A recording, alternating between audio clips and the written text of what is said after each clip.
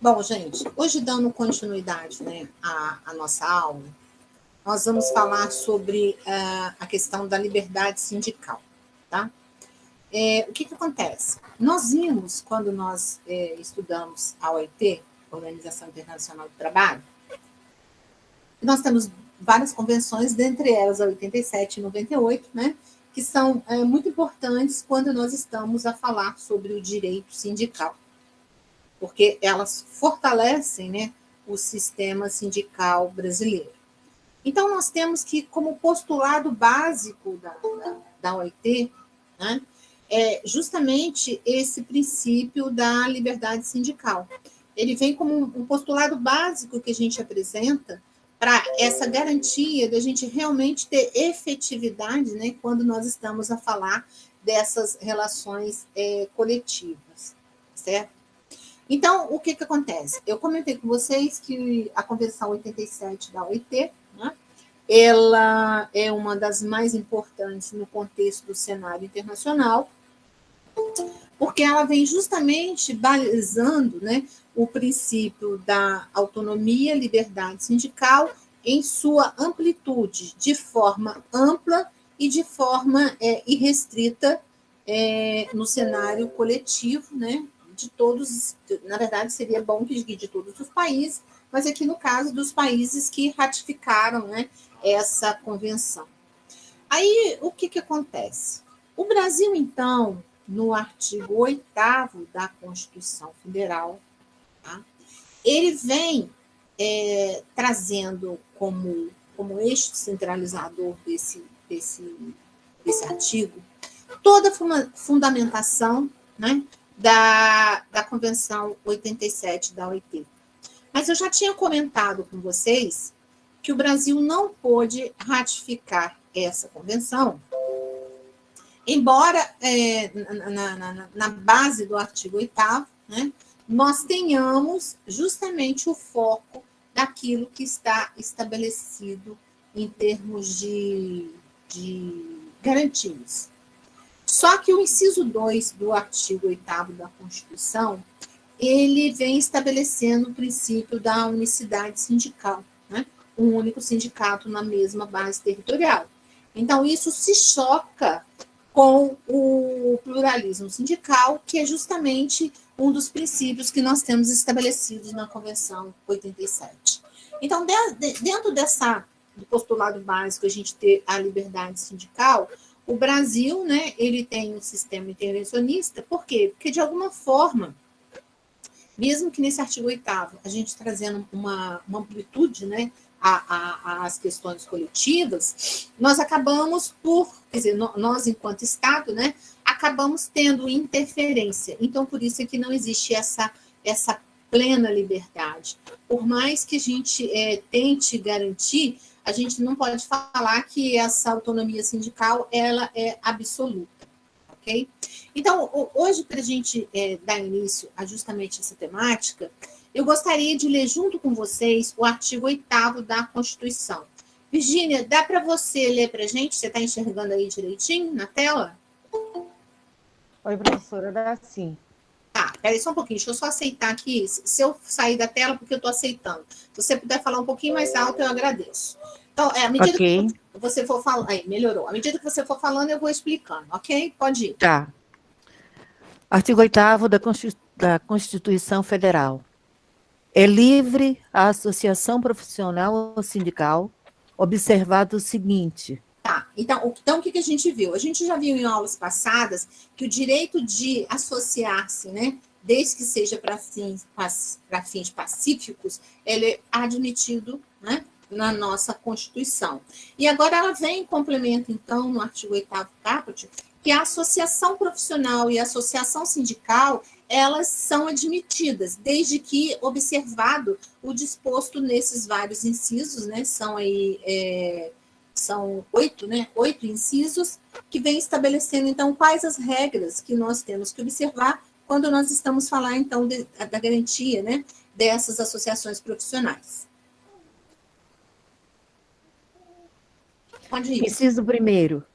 A lei não poderá exigir autorização do Estado para a fundação de sindicato, ressalvado o registro no órgão competente, vedadas ao poder público a interferência e a intervenção na organização sindical. Então, a primeira coisa que aconteceu na Constituição de 88, nós tivemos a quebra da obrigatoriedade da carta sindical, né? A carta sindical era um documento, ele funcionava como se fosse um alvará, liberando o funcionamento. Ele era assinado pelo ministro do Trabalho, e ele, então, quando o sindicato ele queria se formar, para que ele tivesse existência, necessariamente ele precisava, então, dessa autorização, tá? Que era, né, no caso do Ministério do Trabalho, a garantia do Estado, que dizia que ele poderia vir funcionar. Com a Constituição de 88, o inciso 1, ele diz o quê? O Estado não pode mais autorizar a criação dos sindicatos. Os sindicatos vão ser criados livremente, de acordo com a vontade dos seus pares, de acordo com a sua categoria. Ele vai ser fundado, então, a partir desse princípio. E quando se fala o registro no órgão competente, começou a se ter uma discussão, né, aonde que a gente teria o registro ou não. Então, hoje a gente tem 2 registros. O sindicato ser constituído, ele vai para a regra do direito civil, quando a constituição de qualquer tipo de associação. Então, na verdade, ele tem procedimentos, né? A gente vai ter edital para convocar as pessoas, mas uma vez decidido que realmente quer a criação desse sindicato, ele vai ser, então, inscrito, né? Registrado no cartório de títulos e documentos, para ele ter a qualificação de uma pessoa jurídica, né? Ele passar a ter a capacidade. Então, ele vai ser registrado como qualquer outra associação, tá? E uma das condições que se tem também como obrigatoriedade, por conta do princípio da unicidade sindical, que vem vinculado ao inciso 2, que a Virginia vai ler, eu hoje, né, levo esse sindicato ao conhecimento, hoje, de novo, Ministério do Trabalho, mas apenas para que seja preservada a unicidade sindical, tá? Porque eu só posso ter um sindicato na mesma base territorial. Então, por isso que a gente leva a efeito para manter o princípio da unicidade sindical. Se não fosse isso, seria só no cartórios de títulos e documentos. Mas, por essa necessidade da manutenção da unicidade, né, para ver se não tem um outro sindicato atrelado àquela categoria naquela mesma base, então você leva isso a registro. Ok? Inciso 2. É vedada a criação de mais de uma organização sindical, em qualquer grau, representativa de categoria profissional ou econômica, na mesma base territorial, que será definida pelos trabalhadores ou empregadores interessados, não podendo ser inferior à área de um município. Então, aqui ele estabelece algumas regras. Primeiro, ele fala no princípio da unicidade. É vedada a criação de mais de uma organização sindical. Então, ele está estabelecendo o seguinte: eu só posso ter um único sindicato da mesma categoria profissional ou da mesma categoria econômica, na mesma base territorial. Então, por exemplo, Sindicato do Comércio de Volta Redonda, é a categoria, né, comércio, base territorial Volta Redonda, que ele é só de Volta Redonda. Posso ter um em Barra Mansa? Posso, porque lá o Volta Redonda não abrange Barra Mansa. Posso ter um em Barra do Piraí? Posso. Mas eu posso ter outro em Volta Redonda? Não. Princípio da unicidade. Um único sindicato, né, na mesma base. Então, os sindicatos, que também é uma das, alguns autores até colocam que é uma das vedações também que nós temos para o Brasil ratificar a Convenção 87 da OIT, a gente distingue ele por categorias econômicas e categorias profissionais. Quando a gente fala na categoria econômica, eu estou falando em empregador, empresa, né? Empregador de uma forma geral. E categoria profissional, eu estou falando em empregado. Então, dentro do sistema piramidal brasileiro, eu tenho sempre na base o sindicato, no meio, né, as federações e no ápice as confederações. Esse é o funcionamento, né, do sistema sindical brasileiro no nosso país, tá? Então, ele diz que essa área, ela não pode ser inferior a área de um município. Então, ele pode ser estadual, ele pode ser municipal, ele pode ser desde que ele não seja menor do que um município, não tem problema. E quem vai definir isso é no momento em que as pessoas, né, fundarem um sindicato, que vai ser definido qual é a base territorial dela. Ok? Pode perguntar, Flávio. Boa noite, professor. Boa noite. Por exemplo, se existe um sindicato, tá? Vou dar o exemplo do comércio, só mesmo uma questão de exemplo. Suponhamos que o sindicato do comércio, a base territorial dele é de Barra Mansa e Volta Redonda.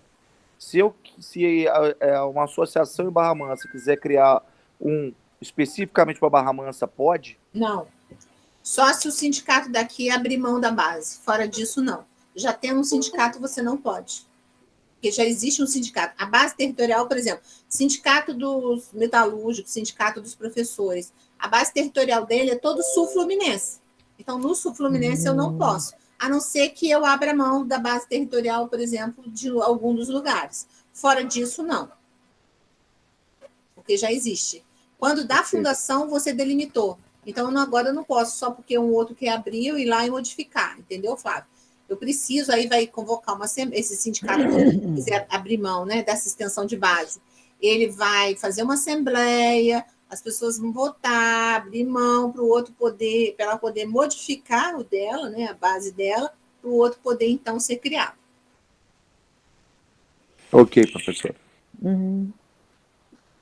Pode ler, professora? Pode. Inciso 3.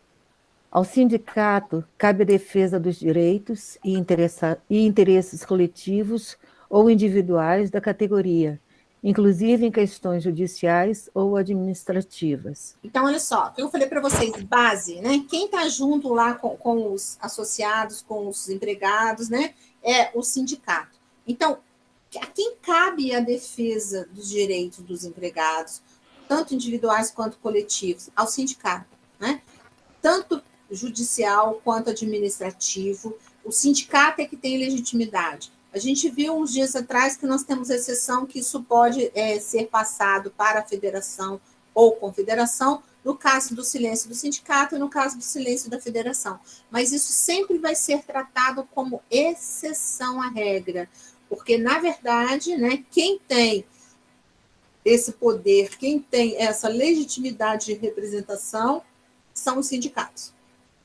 Independentemente deles serem estaduais, municipais, né, distritais, desde que eles tenham sido constituídos, né, e tenham sua existência, eles têm a legitimidade de representação. Inciso 4. A Assembleia Geral fixará a contribuição que, em se tratando... Professora, pode tirar o mouse, por favor? Posso. Que, em se tratando de categoria profissional, será descontada em folha para custeio do sistema confederativo da representação sindical respectiva, independente da contribuição prevista em lei. O que acontece? Esse inciso, ele criou o que a gente chama contribuição confederativa, que é o custeio do sistema confederativo da representação sindical. Lembra lá? Base sindicato, meio federação, ápice, né? Confederação. Então, quando os sindicatos eles estão fechando a norma coletiva, eles podem, né, quando dessa assembleia, aprovarem parcelas para essa contribuição do sistema confederativo. Tá?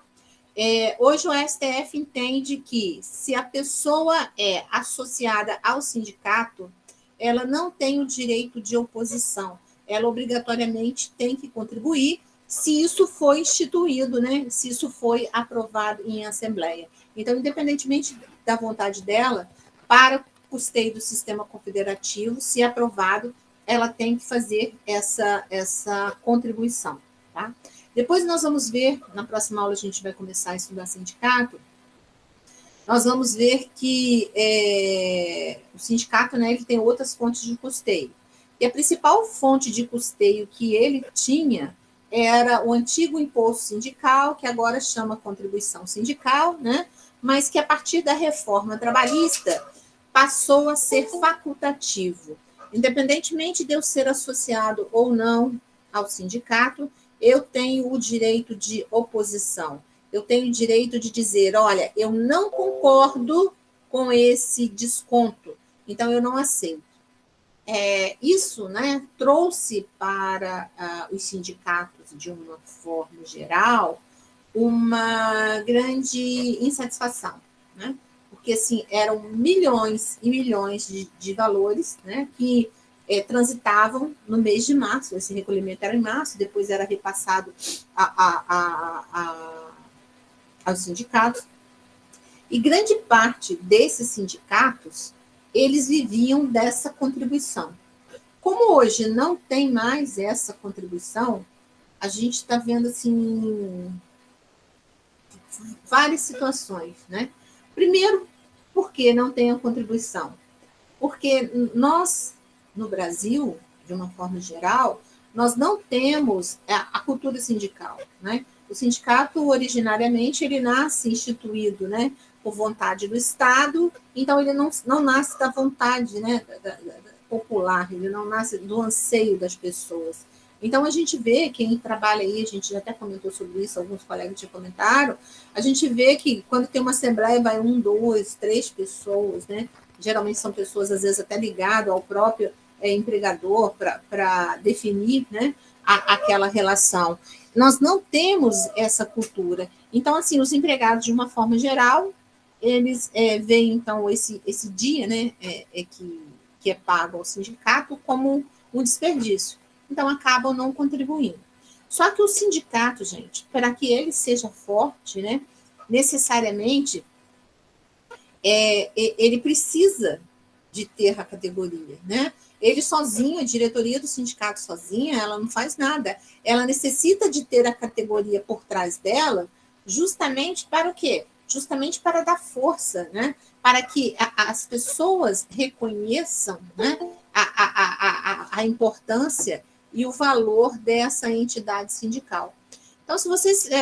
vou fazer um TCC, que era o direito coletivo. Se vocês pegarem aí uma pesquisa, vocês vão ver que a quantidade da reforma trabalhista, né, final de 2017 para cá, a quantidade de sindicatos que fecharam. Realmente a gente tem um número absurdo de sindicatos? Tem. Mas o número que fechou também é, assim, absurdo, tá? E agora, com o advento da pandemia, pior ainda. E isso trouxe também algumas situações conflitantes que a gente ainda não sabe dizer, pelo menos por enquanto, como é que vai ficar essa relação. Por quê? Por exemplo, o sindicato, antes, com essa contribuição sindical, ele oferecia alguns serviços, principalmente, por exemplo, os serviços jurídicos, para quem não era associado. Hoje, a maioria dos sindicatos, quando você chega lá, em decorrência dessa situação, eles só estão oferecendo esses tipos de serviços para os associados e não para toda a categoria.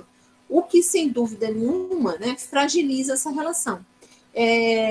Eu vi uma sentença em que, quando ele fala ali, né, além das contribuições previstas em lei, nós temos uma taxa assistencial que também pode ser instituída quando você está fechando o acordo coletivo, aonde é como se você estabelecesse um valor por você ter negociado aquela norma, tá? Então, vai estabelecer lá 5 parcelas de R$10, categoria, né? Cada um vai pagar. Aí, o que acontece? Eu vi uma decisão há pouco tempo, onde o empregado entrou com ação, questionando a devolução desse valor, porque ele não concordava em pagar, já que ele não era nem sequer ele era associado ao sindicato. O juiz, quando proferiu a sentença, ele devolveu o valor para o empregado, mas também ele disse o seguinte: uma vez que ele não quer, né, o ônus de pagar por aquele benefício que ele ganhou da norma, foram vários benefícios que foram decorrentes daquela negociação, ele receberia de volta. Mas ele também não seria beneficiado com tudo aquilo que foi dado na norma coletiva. Aí a gente tem um problema crasso, né? Por quê? Porque se eu não posso, né, negociar somente, aqui, ó, no inciso 6º, né, somente é obrigatória a participação dos sindicatos nas negociações coletivas, Como é que eu vou fazer? Então, eu sou obrigado a aceitar esse valor, né, que me foi descontado, porque o sindicato, ele é meu representante, mas eu não tenho direito de negociar. Então, assim, a gente começou a ter algumas decisões que são tanto quanto esdrúxulas, né? Porque, na verdade, aí se a gente ponderar do lado do empregado, em tese ele tem razão, porque, primeiro, que ninguém é obrigado, né, a se filiar, consequentemente ele não é filiado e ele não teria, em tese, que contribuir. Mas, por outro lado, o sindicato também negociou, mas também é uma obrigação do sindicato. Então, a gente está ficando assim numa situação bem... Eu diria para vocês uma situação bem esdrúxula dentro dessa relação, porque a gente nunca sabe, né, a que ponto, a que forma nós vamos chegar a um denominador comum que seja interessante para todas as partes. Mas, né, a gente está num processo de modificação e o direito também, ele não é estanque, né? Ele vai se movimentando de acordo com os movimentos sociais, ok? Então, assim, discussões a gente tem, assim, das mais variadas, mas depende da forma, né, como a qual a gente coloca. Pode falar, Virginia. Professora, antigamente os sindicatos, eles tinham sedes onde tinham, por exemplo, atendimento odontológico e médico, o básico, né? Ainda existe? Alguns sim, outros não, porque agora eles não têm mais, né? Muitos sindicatos, agora, quando fecham as normas coletivas, eles estão colocando uma taxa assistencial justamente para a manutenção dos médicos e dentistas, que são pagas, né, pelas empresas. As empresas pagam mensalmente. Eu já vi essa contribuição variar de 5 a 15 reais. Então, todo mês o empregador paga para que o empregado tenha esse benefício. Acaba sendo uma forma de renda, né? Entendi. Entendeu? Eu vou ver se eu acho uma norma coletiva, vou até escrever aqui para colocar para vocês que tem isso, mas vários sindicatos estão colocando isso, muitos. Muito, muito, muito. Não só taxas a favor do sindicato dos empregados, mas também para o patronal. Tá? Vou ver se eu acho um. Se vocês também quiserem dar uma pesquisada, gente, entrem lá no site do Ministério do Trabalho, chama-se Sistema Mediador. No Sistema Mediador, vocês têm todas essas normas. Pode ler, Virginia, por favor. Professora? Oi? Eu acho que o primeiro baque para o sindicato, só me corrija se eu estiver errado, antigamente, todos os funcionários fechados automaticamente era afiliado ao sindicato, salvo se não fosse do seu interesse. Aí tinha que fazer uma carta e comunicava ao sindicato que não era do seu interesse a filiação. Me parece que depois que saiu aquela súmula 666 do STF, eu acho, que diz que é o contrário. O funcionário ele só é afiliado ao sindicato quando houver a manifestação dele. Caso contrário, não é filiado ao sindicato. Eu acredito que esse foi o primeiro baque do sindicato. Mas só que vamos consertar aí, Flávio. A 666, na verdade, ela fala quanto à obrigatoriedade do pagamento da contribuição confederativa. Ela não fala da pessoa ser obrigada a se filiar, é o contrário, tá? Na verdade, o princípio, né, da filiação, tá? Ele sempre existiu. Tanto que o artigo 5º aqui, ó, da Constituição vem lá: ninguém será obrigado a filiar-se ou manter-se filiado a sindicato. O que existia, né, em algumas empresas era uma prática antissindical, que, na verdade, se configurava num crime contra a organização do trabalho. Por quê? Aí eu entrava na empresa, automaticamente eu assinava uma carta, né, me associando. Isso é vedado. Eu jamais posso ter, ou numa norma, ou eu jamais posso, quando eu for fichado, né, como o pessoal fala, eu for registrado numa empresa, ele me obrigar a eu permanecer no sindicato, ou eu entrar de sócio, ou eu ter que sair de sócio. Isso afronta o princípio da liberdade sindical. Tá? Então, o que a 666 fala é em relação à contribuição confederativa, essa que a gente acabou de falar em cima. Lembra que eu falei? Que neste caso aqui, quem é associado, obrigatoriamente ele tem que pagar. quem não é associado, ele pode colocar, né, a sua não oposição. Mas o que existia, mas não estava na lei, era uma prática, né, absurda de alguns sindicatos, de algumas empresas, que o empregado automaticamente, quando ele era contratado, né, ele assinava uma admissão ao sindicato, tá? Mas isso é veementemente vedado. E a partir da Constituição de 88, mais ainda, porque afronta o artigo 8º, inciso 5º, né? Ninguém será obrigado a filiar-se ou manter-se filiado a um sindicato. É livre a desfiliação, a filiação, a manutenção. Então, se eu tiver uma norma coletiva ou eu tiver, né, um regulamento de empresa determinando que eu tenho que me filiar a determinado sindicato, ou que se eu seja filiado eu tenho que sair, isso aí você pode denunciar, porque isso é crime. Entendeu, Flávio, o que eu falei? Entendi, professor. Ficou bem claro. Obrigado. Nada. Vamos lá, alguém mais quer falar? Virgínia, então. Pula a sexta, professora? Não, eu preciso da sexta. Então, inciso 6. É obrigatória a participação dos sindicatos nas negociações coletivas de trabalho. Que eu falei com vocês. A nossa Constituição, e depois a própria CLT, ela diz que necessariamente o sindicato base, né, Sistema Piramidal Brasileiro, sindicato base, ele tem que participar das negociações, acordos e convenção coletiva.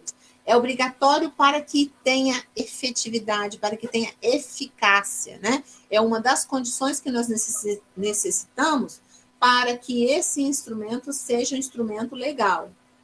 Então, posso fazer um acordo direto com o meu empregador coletivo? Não, eu posso fazer um acordo meu, particular. Mas ao sindicato cabe esse interesse. Na exceção que a gente falou agora há pouco, se o sindicato Estado, né, a se manifestar, a negociar, ele se cala, ele não se manifesta, aí existe exceção de passar para a federação, meio, né? A federação, geralmente o prazo é 8 dias, a federação Estado a dar o start, não deu em 8 dias, passa para a confederação.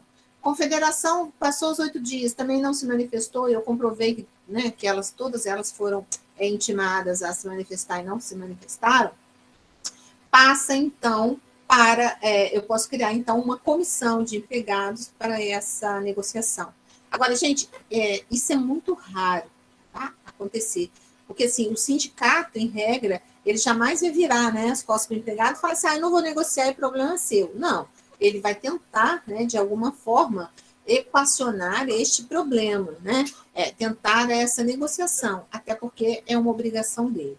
O que a gente está vendo, igual eu falei com vocês, por conta dessa questão da gente não ter mais, né, a contribuição sindical, é que muitos sindicatos eles não estão tendo verba, né, para se manter. Por quê? Porque tem muito pouco sócio. E, na verdade, é igual quando você tem uma associação de pessoas, né? Se você não tiver associado, o que vai acontecer? Ela vai falir, porque ela precisa de renda. É isso? Então, a mesma coisa, o sindicato que não tiver renda hoje, ele vai falir. Como é que ele vai manter o serviço dele? Como é que ele vai manter, né, as atividades dele se ele não tiver renda? Isso, então, repercutiu seriamente nessa manutenção, tá?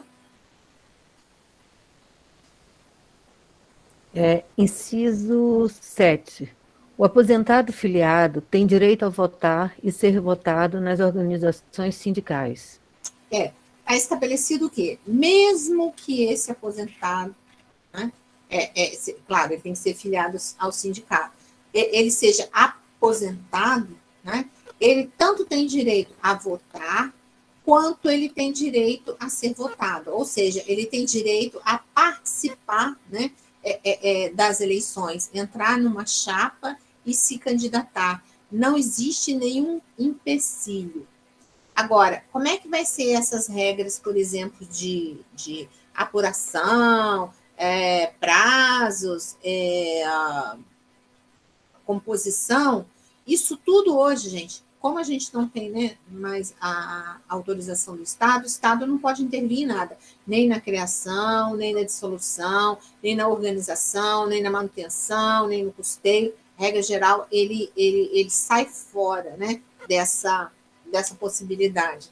Então, sendo assim, quem vai, né, hoje determinar como é que o sindicato será regido é o estatuto do sindicato. Quem mora aí, por exemplo, em prédio sabe disso, né? A gente tem a convenção de condomínio, que substitui o estatuto. Não é ela que delimita as regras do condomínio, o que pode, o que não pode fazer, até que ponto pode fazer isso ou aquilo. Aqui vai ser o estatuto do sindicato. A gente tem estatutos que são mais fechados e tem estatutos que são mais abertos. Mas o que vai definir é justamente o estatuto. A regra para o funcionamento desse sindicato vai partir justamente o quê? Do estatuto do sindicato. Ele que vai definir como é que vai ser esse funcionamento. Tá? A criação, a destituição, a filiação, a desfiliação, tudo isso vai estar dentro do estatuto. Inciso 8. É vedada a dispensa do empregado sindicalizado a partir do registro da candidatura a cargo de direção ou representação sindical, e, se eleito, ainda que suplente, até 1 ano após o final do mandato, salvo se cometer falta grave nos termos da lei.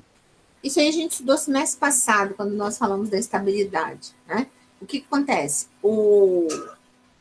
Aquela pessoa, né, que se candidata, né, a dirigente sindical, nós vimos que ele tem estabilidade de 1 ano até o término do mandato. Vimos que o mandato, né, o prazo de mandato vai ser 2 anos, 3 anos, 4 anos, vai estar estabelecido o quê? Naquele estatuto do sindicato. O estatuto do sindicato é que vai mostrar para a gente, né, como é que vai ser esse funcionamento, né? Mas vimos também que o artigo 522, né, foi recepcionado e hoje está acumulado que apenas 7 titulares e os 7 suplentes desses titulares é que terão direito à estabilidade. Não mais, né, do que isso, certo? Então, 7 titulares e 7 suplentes. Ah, mas o meu sindicato ele tem 15 diretores. Beleza. Mas quais são os 7? Ele tem que nominar quais são os 7, né, que têm direito a essa estabilidade. Então, isso aqui a gente tem que ver, tá, com restrição, porque hoje existe um limitador.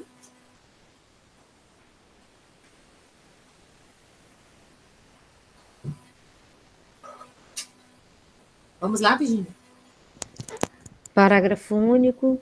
As disposições deste artigo aplicam-se à organização de sindicatos rurais e de colônias de pescadores, atendidas as condições que a lei estabelecer.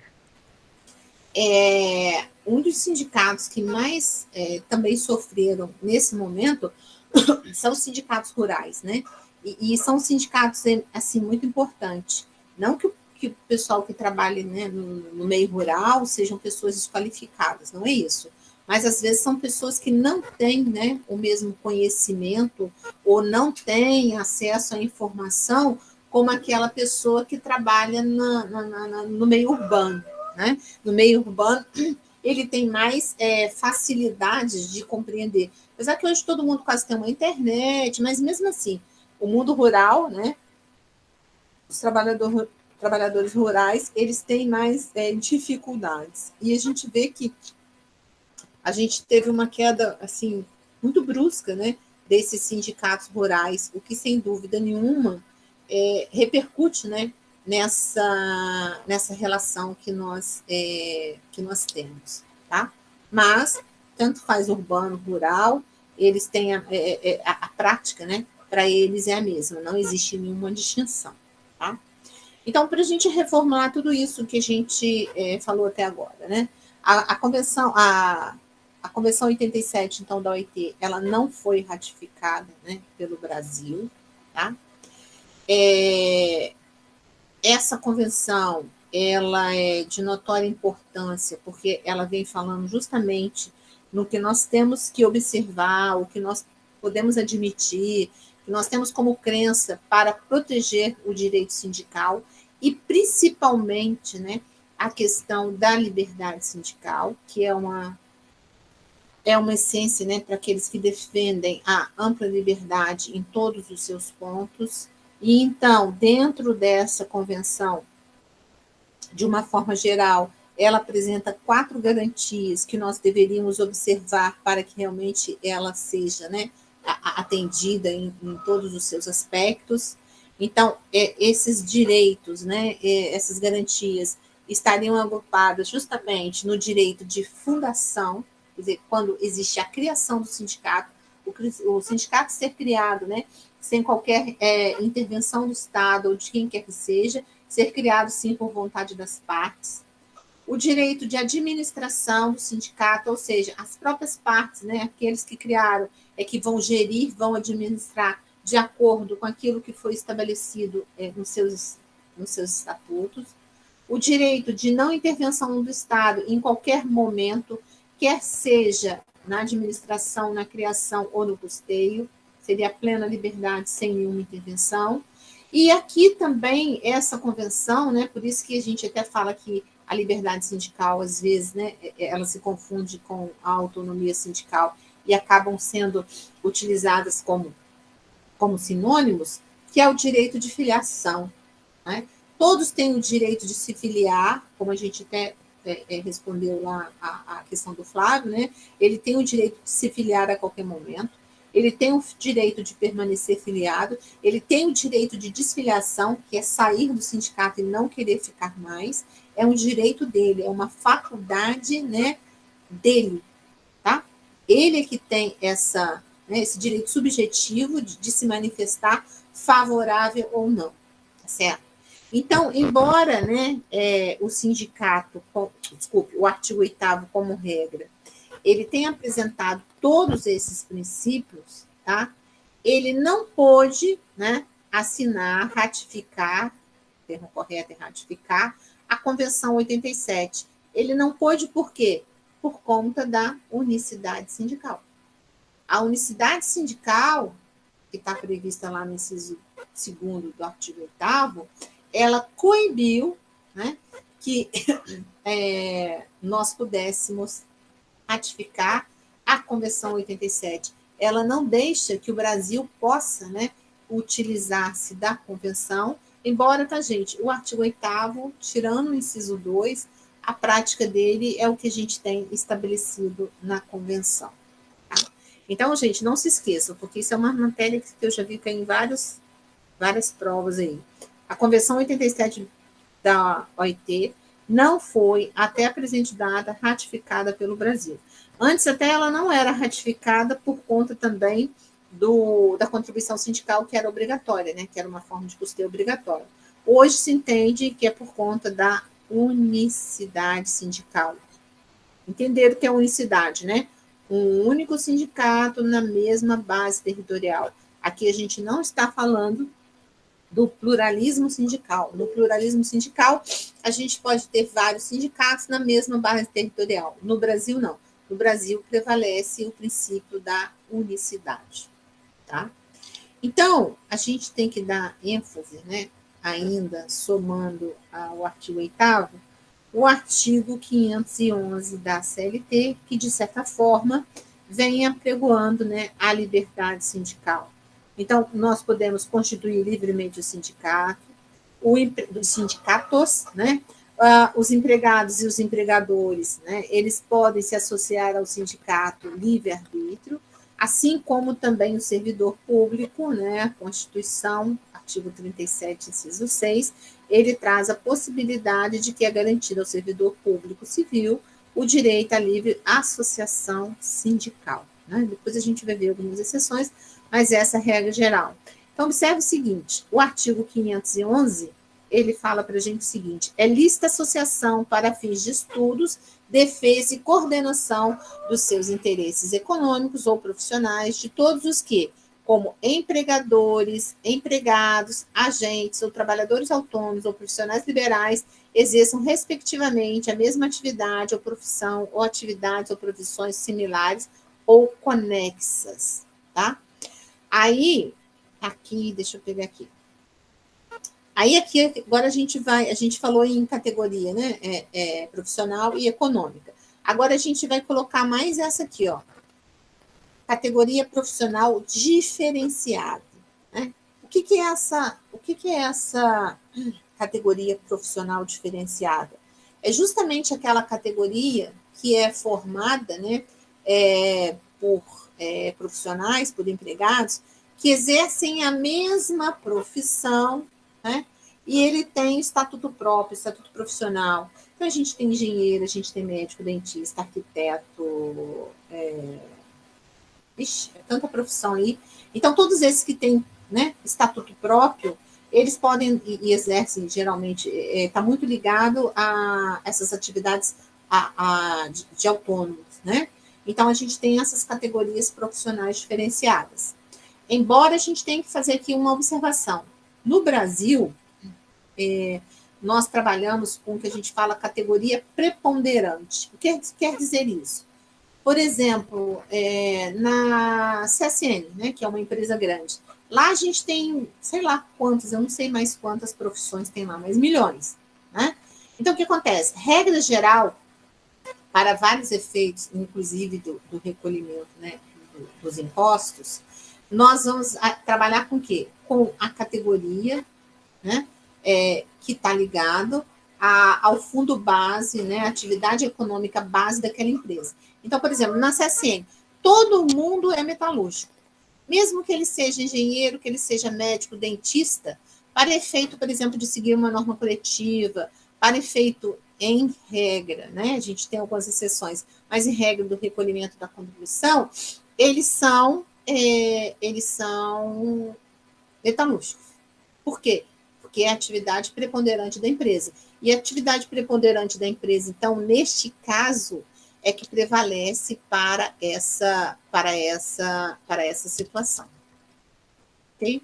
A gente vai voltar a falar sobre isso, tá? Eu só fiz essa pincelada aqui por conta de vocês entenderem a categoria profissional. Então, a categoria profissional diferenciada, ela vem justamente nesse momento. Agora, além da convenção, né, 87 da OIT, tá? A gente viu que a gente tem a convenção 98, que é de 1949, essa foi ratificada pelo Brasil em 52, e essa convenção, né, ela também é importante, por quê? Primeiro, porque a ênfase maior dela, ela vem falando na obrigatoriedade, né, da participação dos sindicatos nas negociações coletivas, assim como também na obrigatoriedade da gente tentar a negociação, né? Porque essa negociação seria o meio mais eficaz do diálogo social, né? Então, além disso, das questões de negociação coletiva, ela também fala nos princípios, né, dos princípios do direito de sindicalização. Então, ela fala nessas regras gerais, até que eles falam regras gerais de intromissões recíprocas entre empregados e empregadores. Tá? Então, essa convenção, né, é a convenção que a gente se pauta, principalmente para a questão da negociação e também acaba caindo na sindicalização. Agora, observem o seguinte, nós temos algumas classificações quando nós estamos falando da liberdade sindical. Tá? Então, doutrinária, isso aqui é uma questão de divisão doutrinária, tá, gente? Se vocês forem procurar, na verdade, na CLT, vocês não vão achar, de repente, dentro dessa estrutura, né? Não vão conseguir, assim, verificar dessa forma. Só lendo alguns artigos aqui vocês vão identificar, tá? Mas nessa classificação da liberdade sindical, que a gente está falando aqui a partir da liberdade mesmo de se associar, né, e também de criação do sindicato, a gente, então, doutrinariamente, distingue ela em relação ao Estado, ao grupo profissional e, segundo, o indivíduo. Quando nós estamos falando na classificação de liberdade sindical segundo o indivíduo, seria justamente o quê? A liberdade desse indivíduo, eu, Cristina, ou a Virgínia, ou o Flávio, que seja, né, de entrar e sair livremente do sindicato. Eu me associo quando eu quero, eu fico enquanto eu quero, eu saio, né, peço a minha desfiliação no momento que eu quiser. E ninguém pode me obrigar a ficar. É um direito, é uma faculdade legítima minha. Eu tenho esse direito e eu vou exercer esse direito dentro da minha plenitude. Então, por isso que a gente vincula aí, né, segundo o indivíduo, porque segundo o indivíduo é essa a caracterização. Agora, além do indivíduo, nós temos o grupo profissional. Quando a gente está falando no grupo profissional, aí a gente está falando o quê? Já da categoria, né? Então, quando a gente está falando na liberdade sindical do grupo profissional, é justamente o quê? De criar, né? Fundar, criar o sindicato, de estabelecer quais são as regras de organização e como é que vai funcionar, né, internamente esse sindicato, tá? Como é que vai ser a regra desse sindicato em relação às pessoas, né, que são sindicalizadas, tá? Vimos que o princípio da autonomia privada coletiva, que é um dos princípios do direito coletivo, ele é importante aqui, porque justamente quando nós estamos a falar sobre a negociação, né? Lembra lá? Autonomia privada coletiva. Por quê? Ele tem autonomia, ela não é uma autonomia estatal, ela é uma autonomia privada, né? Ela não é pública, e é coletiva porque eu estou falando o quê? Da vontade da coletividade. Então, ela entra dentro do grupo profissional. E a partir do momento em que eu tenho os sindicatos, nós temos, né, como criar as federações e depois das federações as confederações. Então, também tenho a liberdade de criar, aí são considerados órgãos superiores, federação e confederação. O sindicato seria já como se fosse inferior, né? De grau superior, a gente tem a federação e a confederação, que também são instituídas pelo próprio grupo profissional. Então, vejam que a liberdade aqui, né, assim, é uma liberdade bem ampla, né, no aspecto de que ele pode negociar, ele pode instituir, ele que vai regrar, tá? A forma pela qual ele vai ser gerido, ele vai ser instituído, ele vai ser criado. Mas ainda na classificação, a gente não pode perder de vista aqui o Estado, né? O Estado aqui, ele é importante. Por quê? Porque, primeiro, quando a gente fala na classificação da liberdade sindical, o ideal é que a gente tenha plena independência, né, de qualquer interferência estatal. Que o Estado, na verdade, ele não faça, né, qualquer intervenção, ele não faça qualquer interferência, né, qualquer modus operandi que ele pode impactar quanto a essa independência. Agora, por outro lado, tá, gente, ele também não deve, né, se manifestar em relação à própria organização interna do sindicato. O ideal é que a gente sempre fique lá no grupo profissional com a plena autonomia, né, de criar e fundar as suas próprias regras e como será o seu funcionamento. Agora, tem um momento importante quando a gente fala da liberdade sindical em relação ao Estado, que é essa integração entre o sindicato e o Estado. Por que é importante, gente? Porque, assim, querendo ou não querendo, né, o sindicato é o legítimo representante. Então, quando a gente quer desenvolver uma política de assistencialismo, né? Uma política, por exemplo, de que essas pessoas tenham uma melhor qualidade de vida, nós temos que ter uma interação, uma relação com o Estado, porque eu possibilito maiores possibilidades para essa categoria.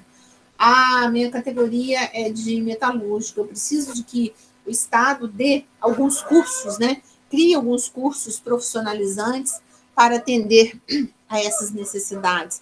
Então, esse diálogo, né, entre Estado e sindicato, ele é importante, tá?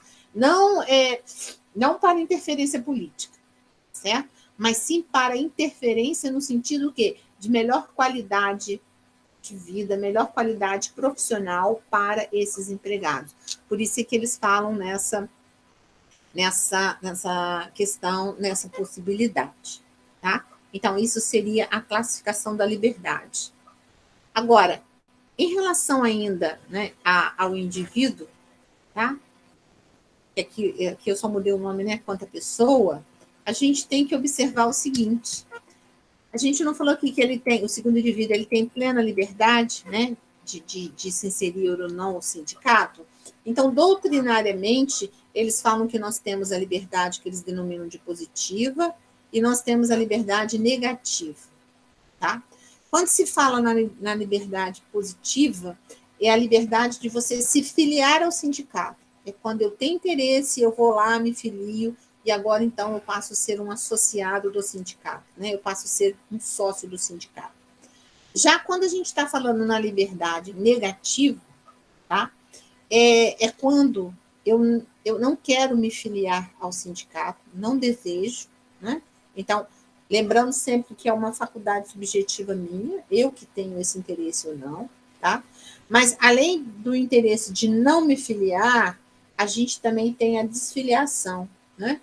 A desfiliação, ela ocorre justamente quando eu sou filiado, mas eu não quero mais me manter filiado. Não me interessa mais a manutenção dessa filiação. Então, eu vou pedir a minha desfiliação. É quando eu crio, né? Eu quebro aquela filiação que anteriormente eu fui lá e falei que queria. Agora eu não quero mais. Então, eu estou me desfiliando, tá? Então, por isso que eles chamam de liberdade positiva e liberdade negativa, ok? Então, isso aqui, né? Seguindo a regra quanto ao indivíduo, quanto à pessoa. Agora, nos sistemas de liberdade sindical, certo? A doutrina também fala que nós temos três formas de sistemas. Seria o sistema intervencionista, o sistema desregulamentado e o sistema intervencionista socialista, tá? No sistema intervencionista, de alguma forma, de alguma maneira, né, por algum aspecto, o Estado interfere nessa relação. Então, vamos lá. O Brasil, né? O Brasil não tem lá a imposição do Estado em relação à unicidade sindical?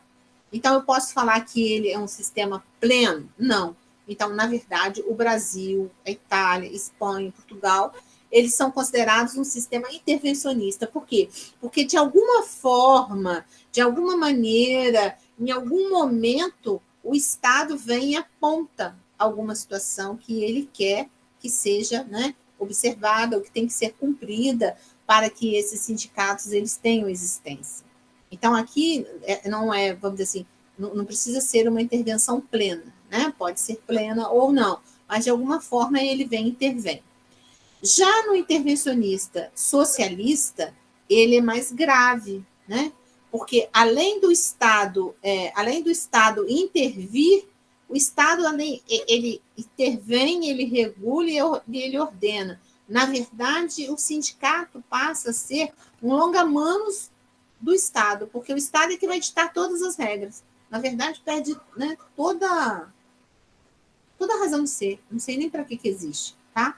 Porque a partir do momento que eu represento toda a vontade, né, do Estado, eu não tenho direito de me colocar. Na verdade, a gente está ali fazendo um papel quase que de bobo, né? Então, o país que adotou, que a gente tem aí como expressão do sistema intervencionista socialista é Cuba, né? Cuba, o governo determina e todos têm que cumprir, inclusive o sindicato. Já no sistema desregulamentado, né, a gente citou aí o Uruguai, que ratificou integralmente a Convenção 87 da OIT. Neste sistema desregulamentado, o Estado ele não interfere em momento nenhum.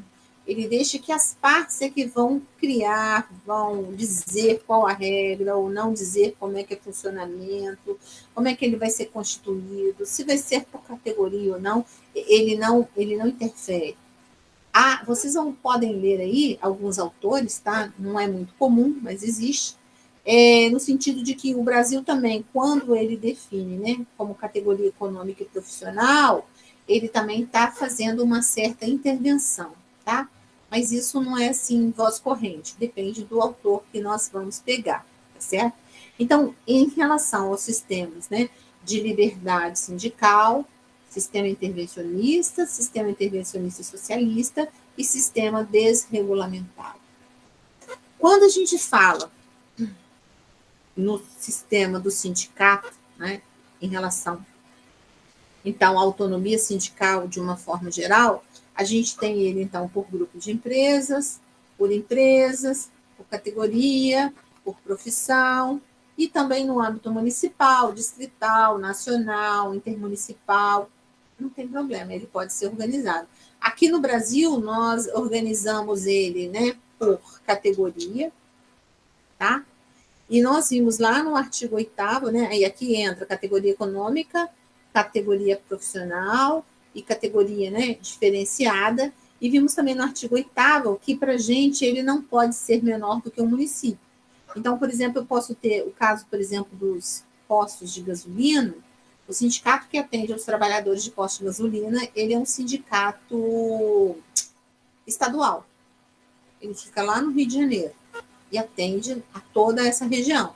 Sindicato dos metalúrgicos é um sindicato que abrange o sul fluminense. Sindicato da panificação, eu não sei se ainda está, mas ele atendia, por exemplo, Volta Redonda, Barra Mansa, acho que era Volta Redonda e Barra Mansa. Então, assim, como é que a gente vai constituir isso, né?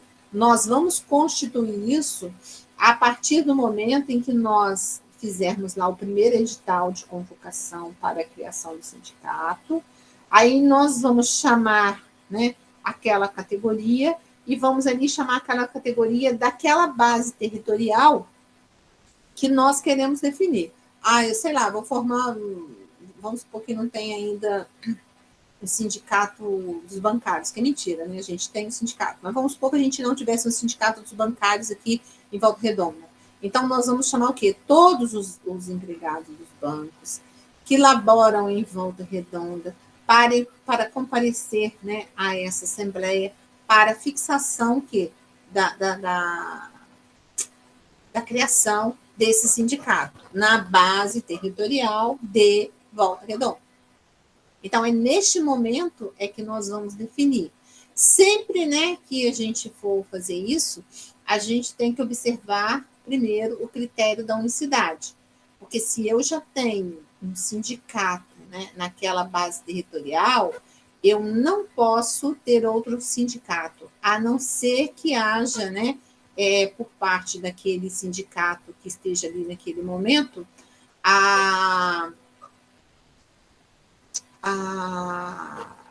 ele tem um nome, gente, esqueci agora.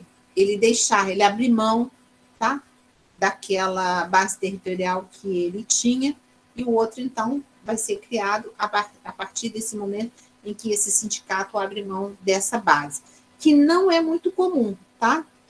É muito difícil você ver um sindicato abrir mão da sua base territorial, a não ser que ele tenha um interesse, ou esteja tendo, né, muita dificuldade para ele poder atender essa categoria. Não é impossível, mas não é uma coisa assim comum de acontecer, tá? Então, ele só pode existir, né, se tiver outro, a partir do momento que esse outro for extinto. Do contrário, fere o princípio da unicidade sindical. Ok? Bom, em relação a isso, dúvidas? Dúvidas? Pode falar, Virginia. Professora, eu queria saber, no caso da ratificação da OIT 87, o Brasil não poderia, quer dizer, é um decreto decreto não, posso falar, não. É uma resolução de 48, não é isso?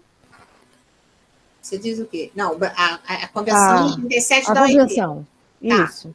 O Brasil não poderia ter feito uma emenda constitucional, ou quando se reformulou a Constituição em 88, não poderia ter alterado essa questão da unicidade? Ele poderia ter optado pelo pluralismo sindical, em vez de ser a unicidade.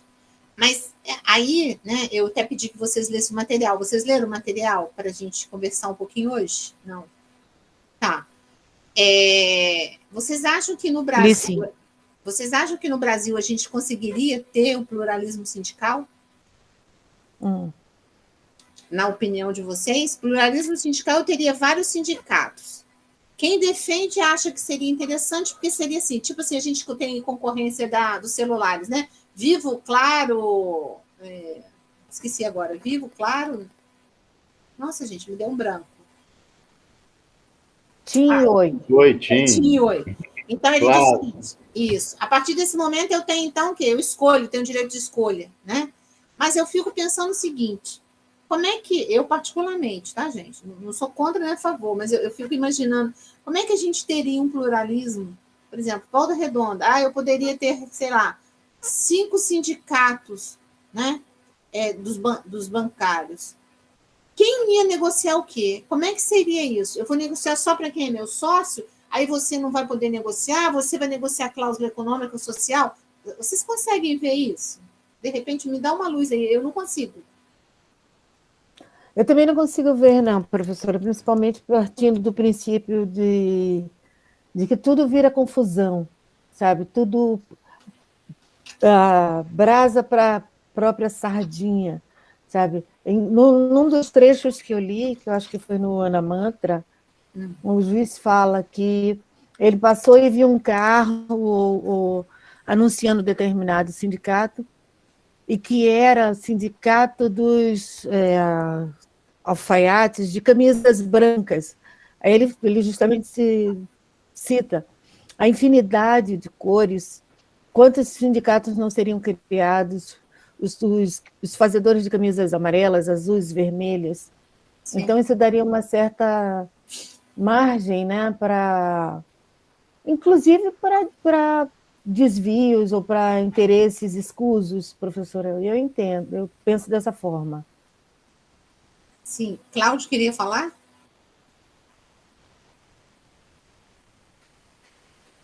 Você tá com o fone, você está com o microfone desligado. Então, professora, eu ia fazer mais ou menos esse comentário, porque eu já trabalhei em sindicato. E eu sei a briga que é deles não perder território, entendeu?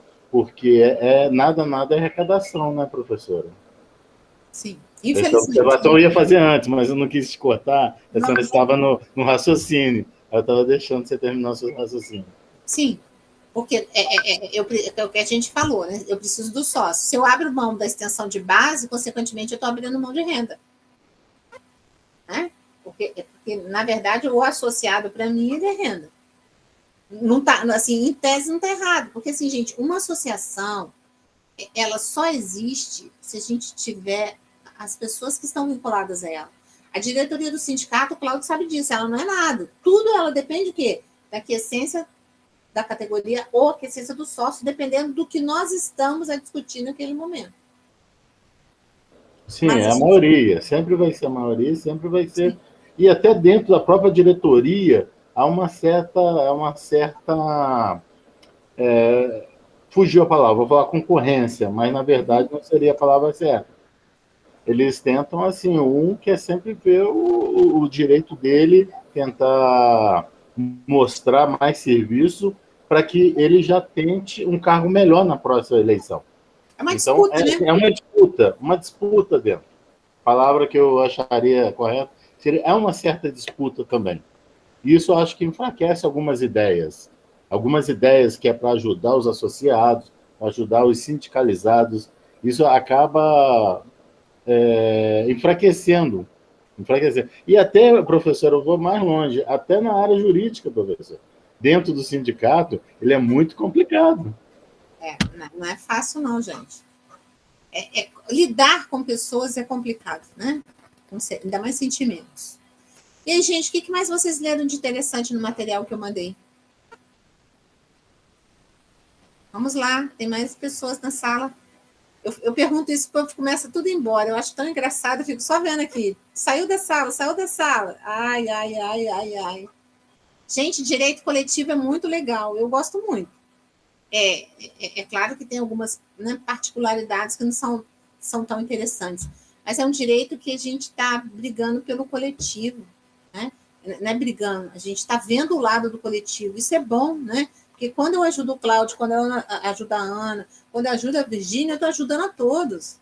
Para mim, na verdade, a gente não vai pontuar, né? Se é a Virgínia, se é o Marcos, se é o Cláudio, se é a Ana. Eu vou pontuar o quê? Todo mundo que está aqui, ele vai ter o mesmo direito.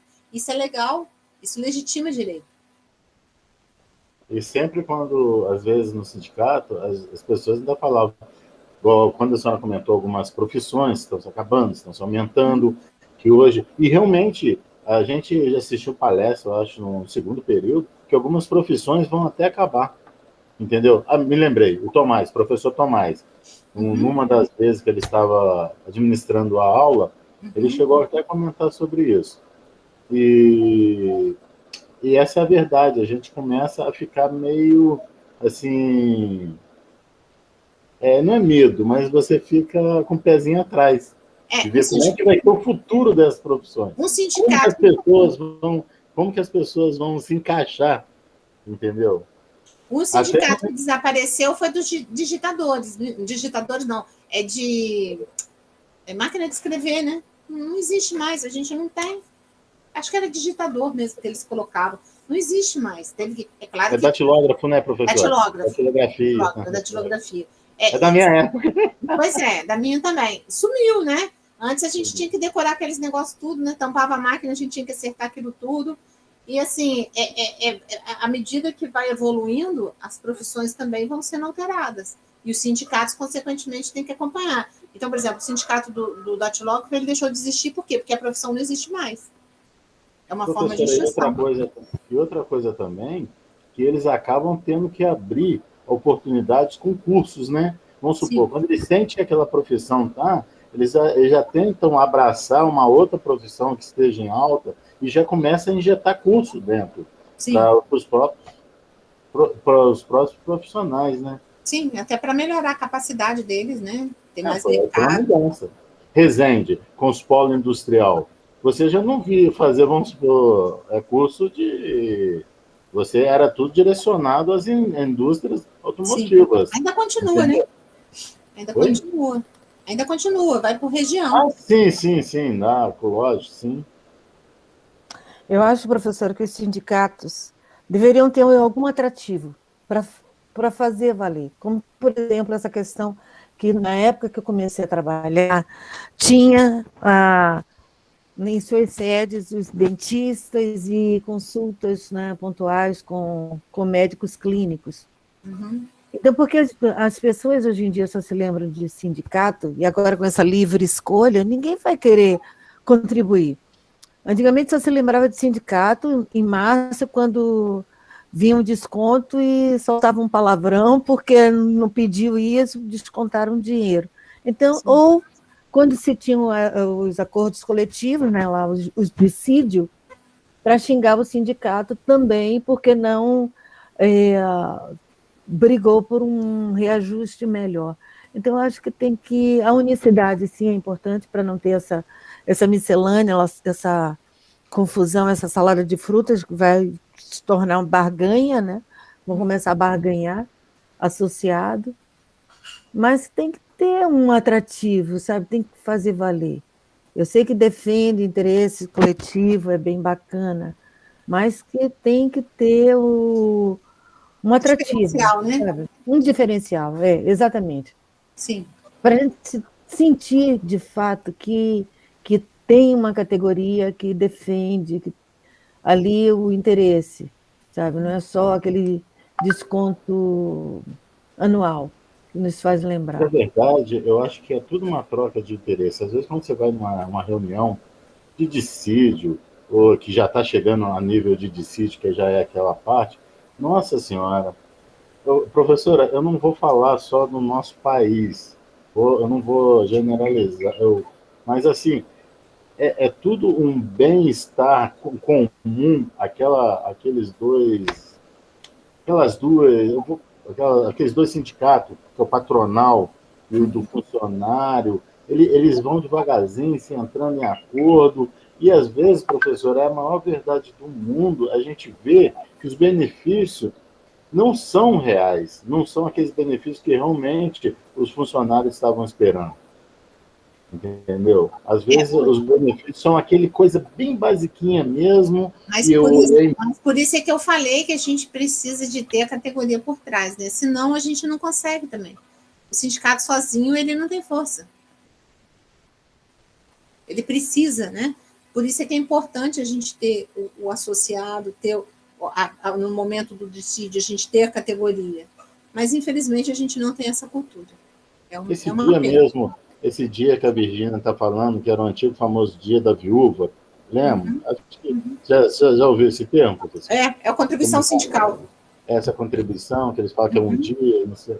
Na verdade, hoje, você passa nas empresas grandes, Saint-Gobain, CSN, ou que geram esse tipo de sindicato, às vezes metalúrgico, a fila é imensa para pedir que não desconte. Sim.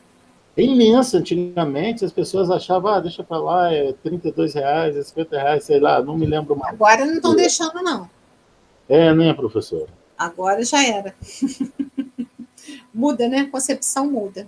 Mas, assim, independentemente disso, eu ainda acho que o sindicato é um organismo muito importante.